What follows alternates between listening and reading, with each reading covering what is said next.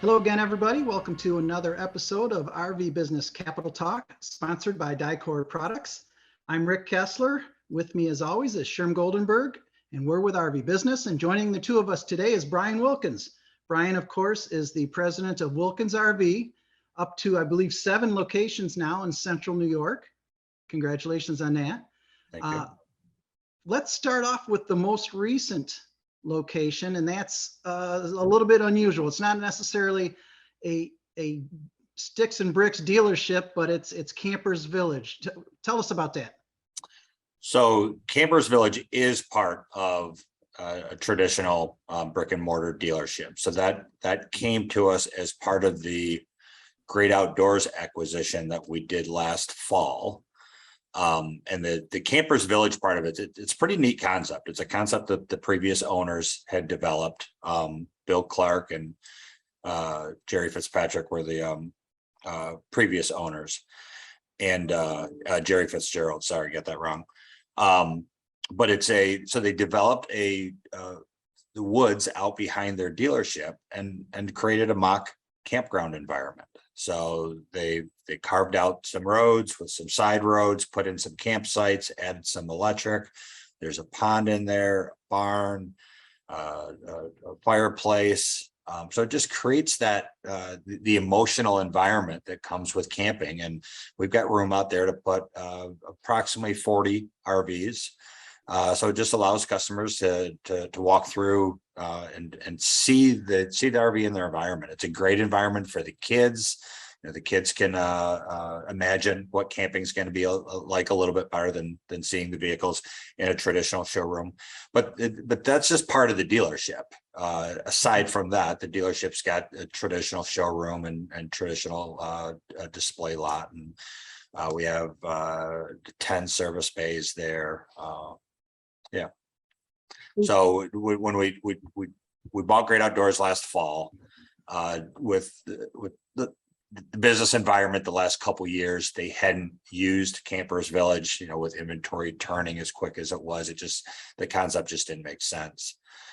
So this spring we got in there, we needed to remove some trees and get it cleaned up and get it looking good.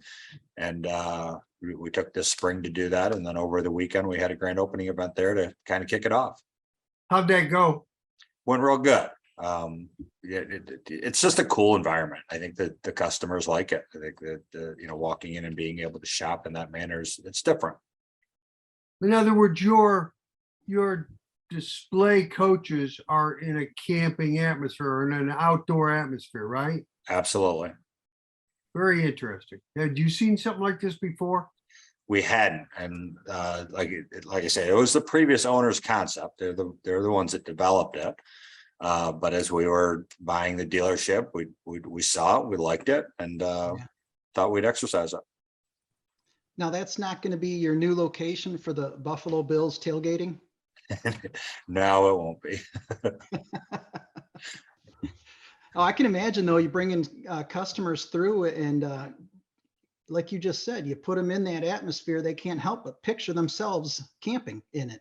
Exactly. It just helps build the emotion of buying a camper.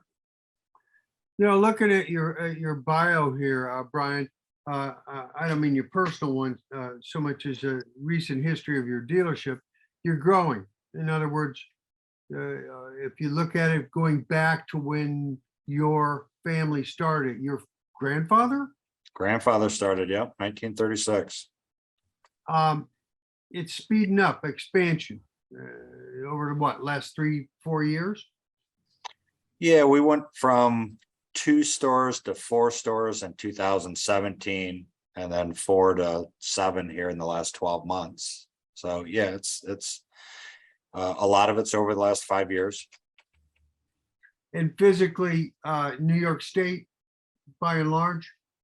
That's the geographic area that we focused on. We're central New York. We kind of hit all 4 corners of central New York. We hit the northwest corner with Rochester, southwest corner with our main location, or what I call our headquarters location in Bath. Syracuse is the northwest corner, and then with the recent acquisition of Jim's RV, that gives us a location in the southeast corner, which would be the Binghamton market. What do you specialize in, if you had to say? The towable, motorized, price range, whatever. Yeah, I mean, across the board, we're a towable dealership, but we do a great job on the travel trailer side. If we're just focusing on new, anywhere from a 22,998 29-foot non-slide bunkhouse travel trailer, all the way up into fifth wheels. And on the fifth wheel side, we're Grand Design, Jayco, Alliance, Keystone, Forest River. So we've got a great lineup of fifth wheels. Our southern, what I call our southern tier stores, they're a little bit more rural than the Rochester and Syracuse stores, so they do a great job with fifth wheels. And then both of our Bath and Rochester locations carry Class A and Class C motorhomes and do a nice job with those. Oh, okay. Well, yeah, go ahead, Rick. Well, I might take this in a different tangent here, but Brian, you mentioned just talking about new inventory there. Just curious, how's used inventory been coming along lately? The pre-owned market's real good. Inventory is not the challenge that it was a year ago. I think that's kind of squared itself up, just like the new vehicle inventory is. But it's a good market. We have a full-time used buyer that is focused on just buying used inventory, and tries to fill the holes that maybe we haven't been able to fill with recent trades. But used is a good market, and it's a good piece of our business. It's a great way to, obviously it's a great way to intro a consumer into the lifestyle. We always hear about the, quote unquote, COVID campers who might leave the lifestyle. And the canary in the coal mine always was the used inventory. Are you seeing any uptick of that particular trend? We don't feel we're seeing people leave the industry. No, I mean, I'm sure there's a percentage, but I don't think it's an overwhelming percentage. We think, my personal opinion is, I think the normalization of the market was bound to happen. I do think that we pulled business ahead from 22, 23, 24. But the way I look at it is, if they bought their first RV a year or two or three early, then hopefully they're going to buy their second one a little sooner and their third one a little sooner. And hopefully they're getting their friends and family members involved into the lifestyle a little sooner than what they would have before. So, I think the long-term prospects for the industry are really good. But what we're seeing this year, and not that retail activity is bad, we're trending at 2019 levels. So if we can come out of this and build on 2019 levels, I think it's promising. But what do you think realistically? This is the question of the moment throughout the corridors of the industry right now. Where do you think feasibly the industry at large could wind up on shipments at the end of the year? I don't know that I have a number on me. What's a range? Think in terms of a range. Are you in the 400 range? 350 to 4? Okay. Okay. I'll be honest, off the top of my head, I'm not sure where it's trending right now, but I do think the manufacturers are probably in for a difficult second half of the year. Dealers are pretty focused on getting the inventory right, and I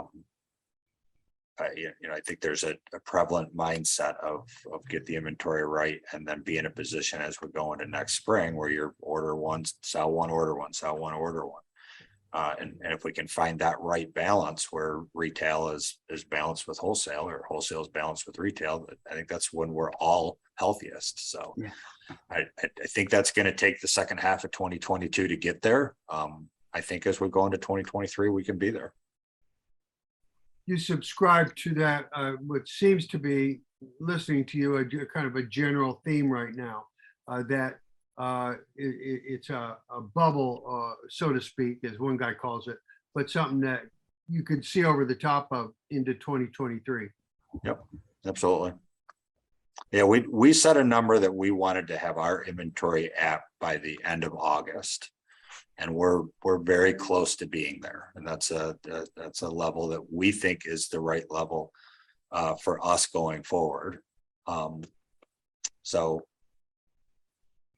yeah, we feel good about it. I would say overall, I feel better about the market today than what I did 60 days ago. I feel like in late June, we saw a little bit of uptick in business, and I feel like that's held true through the summer. I think the consumer things are a little bit more stable than what they were this spring. And I think the consumer has gotten used to some things, and, maybe we see what interest rates are going to look like, and gas prices have stabilized and come down a little bit. The stock market stabilized and come up a little bit. If we can maintain that stability going into next year, and maybe see those things continue to improve, I think that's what the market needs. What kind of Go ahead, Rick. Go ahead. an uptick since June?